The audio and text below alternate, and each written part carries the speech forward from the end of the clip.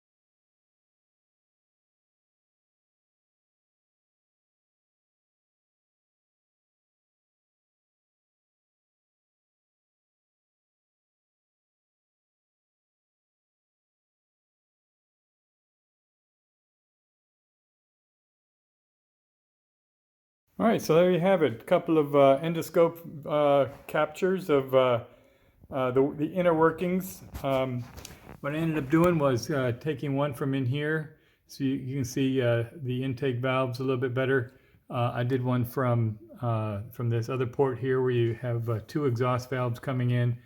Not really impressed with the with the flow of the exhaust valves. That's an interesting perspective, but anyway, I thought that was kind of interesting. The last video that I did was from the distributor housing. I thought I'd put down in there, and from that perspective you could see basically the lobes of the cam moving a tappet, opening and closing a valve, and you could also see the gear that will eventually drive the distributor shaft. So I just wanted to take the endoscope in here, have a little bit of fun. Hope